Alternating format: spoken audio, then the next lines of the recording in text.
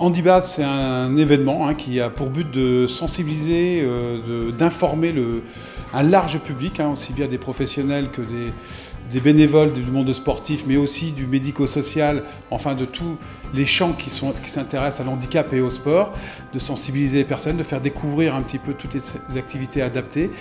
Et en toile de fond, derrière, c'est vraiment de voir les activités physiques et sportives pour les personnes en situation de handicap à travers le prisme de la société inclusive qui reste à construire. Sensibiliser pour rendre la société plus inclusive à travers le sport. L'handibase, il est ouvert à tous, donc ça se déroule sur 2 journées.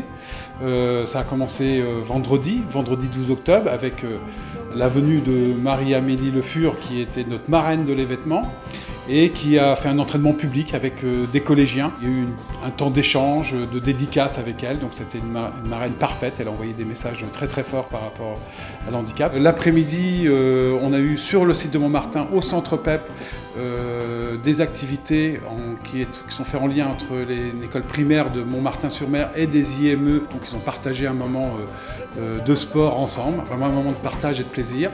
Et à l'après-midi, il y a eu des tables rondes au cinéma de Coutances où on a débattu un peu du sport et de l'handicap, toujours à travers cette notion, ce concept de société inclusive, pour faire évoluer les pensées, changer le regard et voir quels sont les leviers pour améliorer les choses, d'un point de vue structurel, mais aussi d'un point de vue intellectuel, je dirais, de comment on change un peu de paradigme pour essayer de faire évoluer la société pour les personnes en situation de handicap. Alors la journée du samedi, c'est une journée vraiment ouverte au grand public, donc on peut venir en famille. Donc aujourd'hui on voit qu'on a des personnes qui sont venues en famille, avec des enfants en situation de handicap ou pas, des adultes en situation de handicap ou pas, des gens des centres d'hébergement du territoire. Donc ils viennent découvrir aussi tout le village. Donc sur le village on a l'occasion de s'essayer et de partager des activités telles que la boccia, qui est une espèce de jeu de quilles adapté pour les personnes en situation de handicap, mais aussi du char à voile adapté, avec un char double, avec un pilote. On a aussi des parcours de vélo adaptés, avec des handbikes, enfin, tout un matériel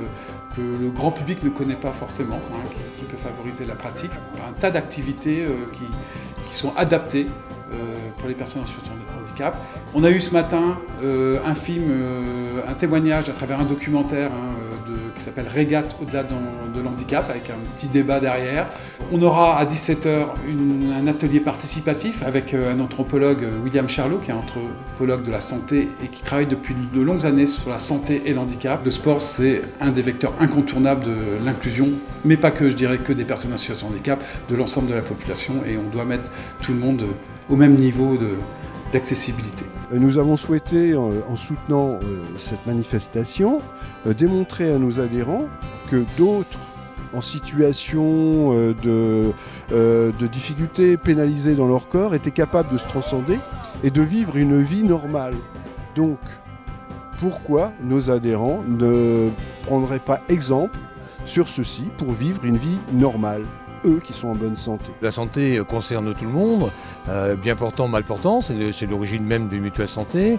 Et puis aussi parce qu'au travers du sport, au travers effectivement de la reconnaissance de la différence de chacun, c'est effectivement un travail qui est commun et à mener. Et ça veut dire qu'on amène les personnes en situation d'handicap à participer à toute activité qui peut être menée par un monde un peu plus ordinaire. Et aussi parce qu'au travers de notre activité, nous encourageons aussi les malades qui, à l'issue par exemple d'une pathologie lourde, type cancer, où on peut effectivement faire un travail qui nous permet d'aller vers cette fois-ci du sport adapté. C'est pas de la compétition, donc on se rapproche un peu de ce que nous vivons ici, à savoir effectivement que c'est une ouverture là qui va au-delà de l'handicap et qui va aussi sur des personnes qui sont en situation de maladie et qu'on peut accompagner sur des activités qui ne sont pas des activités sportives de haut niveau ni de bas niveau, mais qui sont en tout cas sur des activités adaptées. Et on sait bien que allier le sport et effectivement le bien-être, c'est forcément favoriser la santé. À bientôt sur tvie.tv.